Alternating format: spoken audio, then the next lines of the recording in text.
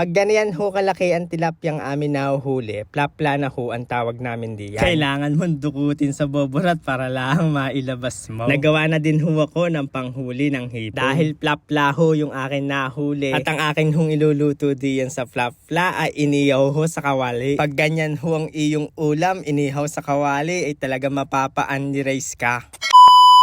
Hi mga katrops, magandang buhay! Tara, samahan niyo ho ako sa aking buhay probinsya. Pagkakadating ko sa Kubo, ayan, may dala lang ho akong pandesal. Magtitimpla lang ako ng kape, tapos pupunta na ho ako doon sa lawa para makapamandaw. At doon ako sa bangka magkakape mga katrops. Ayan si Itay, tapos isasama na din ho namin si Uno. Ayan ho si Uno, kapait-bait naman talaga. Hindi halata takot, mga takot 20 lang. Itong pamamandaw ang ginagawa kong pampapawis sa umaga. Kagandahan pa diyan. Talagang nasisikatan pa ako ng araw sa umaga. May sikat ganong araw sa gabi. Di ka wala naman. Talaga namang umaga. Humuhugot ho yung tubig. Kaya ayan, nangyayari doon sa tubig ay namamahuhudi yan sa aking mga umang. Kaya nangyayari, ayan, hindi ko na inaabutan buhay yung mga tilapia. Ay hindi naman ho lahat. Yun lang hong kaunti. Pero sayang din ho mga katrops. Ahuin na lang ako doon sa malinis ang tubig. Ayan, mga buhay ho yun lahat tulad ho nila. Meron na din ho mga bobarat na wala pong huli. Kaya akin ho siyang inililipat yung iba para makapanghuli ulit tayo ng iba pang tilapia. Kala ko nga dun sa huling angat ko ng screen ay walang huli. Ay pagkakakita ko ay napakalaking tilapia yung nahuli ko ngayon. Pag ganyang kalaki na ho ang tilapia na amin nahuhuli, ay plapla na ho ang tawag namin sa tilapyang iyan. Kailangan ko pa pong kunin sa loob para ho makalabas lang yung tilapyang iyon. Pagkakakita ko ay alam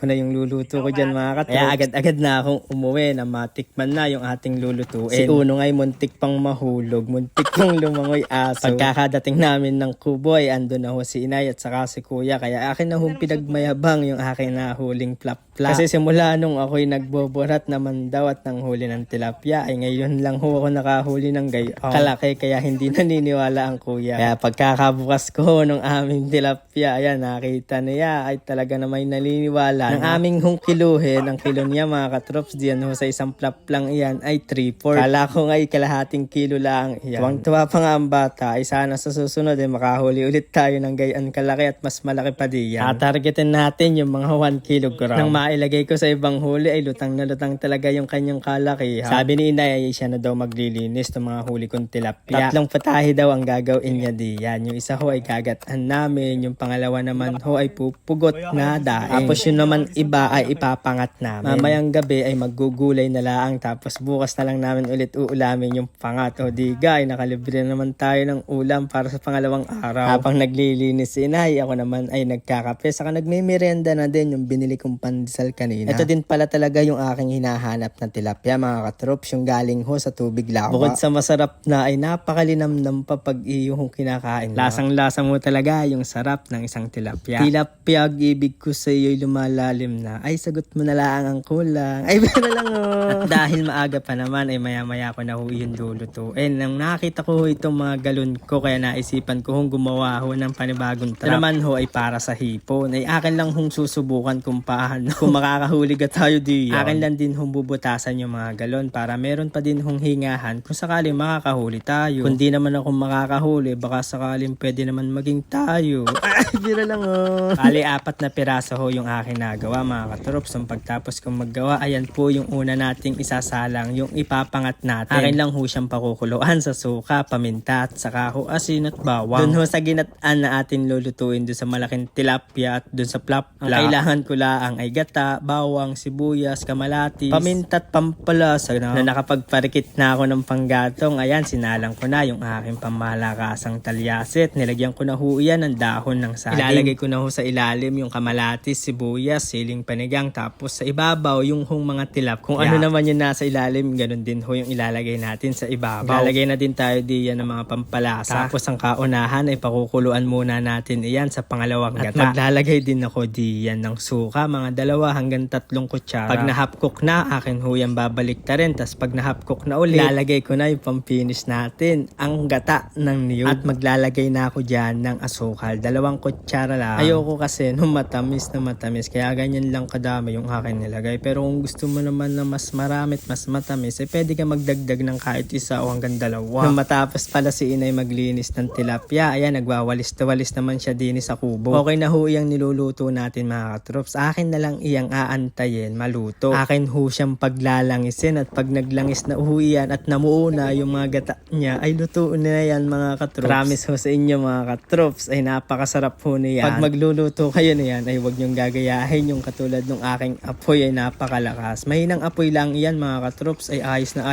hanggang sa maglangis ay okay na ho iyan. Hindi ko na ho iyan babalik ta rin para maiwasan ho yung pagkadurog ng tilapia. At pag ganyan na't namuo na at naglangis na, luto na ho iyan mga katrops. Ilalagay ko na yung mga toppings na bilog na kamalatis saka bilog na sibuyas. At akin na hong uumpisan tikman yung plapla. Ayan, ulo agad. Ang aking kakainin ay susunod ko naman diyan yung kanyang belly ay talagang yung masasarap yung una ang ating kakainin. Naggawa pala ako ng manghang na sausawan. Patis na mayroong siling eloviu. Doon pa lang sa linamnam ng tilapia, sabayan mo pa ng linamnam ng gata ay talaga mapapadami ho talaga ang kanin mo diyan. Dini ho sa aking probinsya mga katrops ay hindi uso ang diet. Kailangan talaga lagi kang madaming isasaing. Yung kakakain mo lang pero pagkain pa rin yung iisipin mo mamaya dahil mamaya ho ay bubunot naman tayo ng ating kamoting kahoy para mailaga na merong gata. Pag kasi may nakikita ka dito ay iisipin mo kung ano gan luto ang iyong gagawin. At dahil meron pa tayong gata ay akin na lang ho siyang ilalaga mamaya na merong gata. Merry Christmas ho sa atin lahat mga katrops. Maraming salamat ho sa inyo mga katrops. Love love!